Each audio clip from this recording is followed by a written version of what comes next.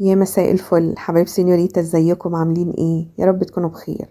هنعمل مع بعض فطيرة باللحمة المفرومة بطريقة سهلة وبسيطة، على قد بساطتها على قد ما طعمها جميل جدا ومفيهاش اي افتكاسات وسريعة جدا كمان. خطيرة بجد.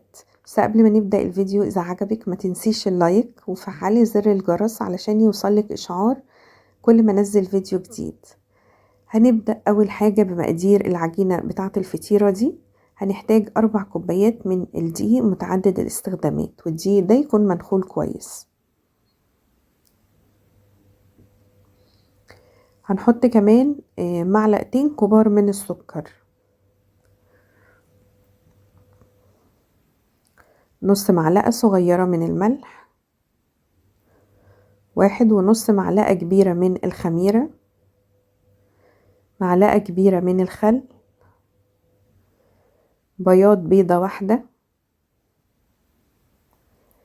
تلت كوباية زيت وتلت كوباية زبادي.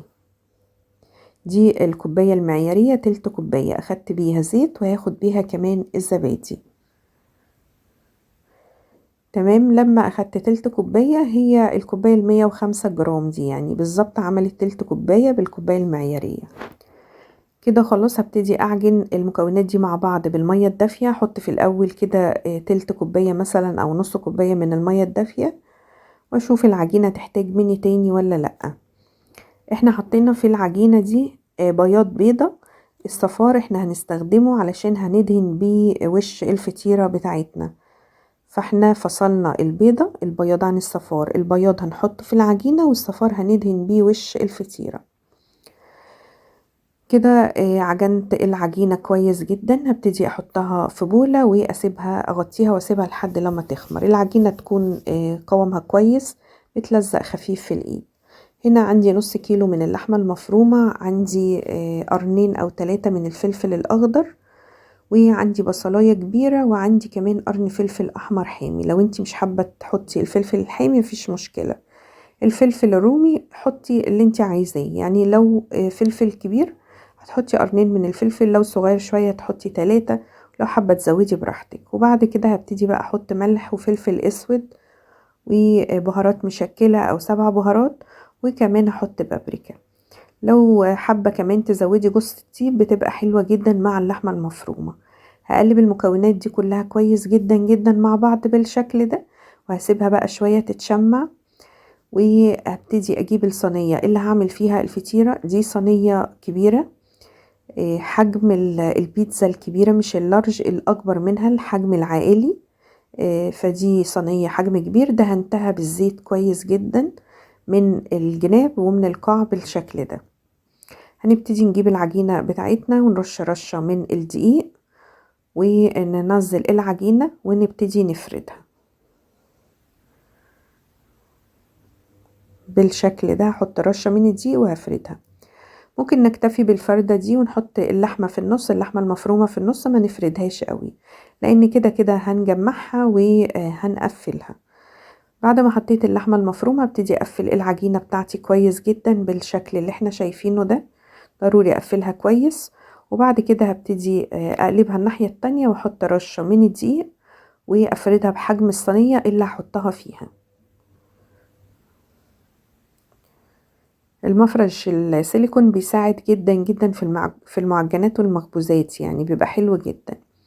بعد ما فردتها كويس تنيتها نصين، وبعد كده اخدتها الصينية وابتديت افردها بالشكل ده في الصينية. حتى لو اتقطعت ما تقلقيش، يعني هتبقى حلوة جدا. وبعد كده جبت الشوكة وابتديت اعمل يعني فتحات كده بالشوكة علشان العجينة ما تنفخش مني وتفصل العيش او العجينة عن اللحمة المفرومة. هغطيها 10 دقايق، وبعد كده هبتدي اجيب صفار البيضة، احط عليه سنة صغيرة كده من الخل علشان يشيل اي زفارة في صفار البيض. وبعد كده هبتدي ادهن وش العجينة بتاعتي بالشكل ده. مسخنة الفرن على درجة حرارة 240. هبتدي ادخل الصينية بتاعتي في الرف اللي في النص لحد لما تستوي فوق وتحت بالشكل ده. بعد كده خرجتها وحطيت على الوش جبنة موتزاريلا. لو مش حابة تحطي جبنة موتزاريلا وتكتفي انها تستوي بس فوق وتحت، تمام، مفيش اي مشكلة، براحتك. كده بعد ما الجبنة ساحت واستوت، يعني بعد ما حطيت الجبنة ما اخدتش 10 دقايق وكانت الجبنة ساحت وبقت تمام. حطيت عليها رشة من البقدونس المجفف، وبرضو ده اختياري، لو انتي مش حابة تحطيه مفيش اي مشكلة. ابتديت بعد كده اقطعها. بصوا حجمها كبير، يعني النص كيلو لحمة مفرومة بيعمل فطيرة حجمها كبير. ممكن تعملي الوصفة دي بربع كيلو من اللحمة المفرومة وتحطي بطاطساية مسلوقة. تسلقي البطاطساية وتهرسيها وتحطيها مع اللحمة المفرومة وتكملي باقي المكونات عادي جدا جدا. هتديكي برضو نتيجة حلوة جدا وهتديكي الحجم ده كمان. أتمنى الوصفة تكون عجبتكم، وإذا عجبتكم ما تنسوش اللايك وشاركوه مع أصدقائكم، وزي ما قلت لكم فعلوا زر الجرس علشان يوصل لكم إشعار بكل فيديو جديد. باي باي.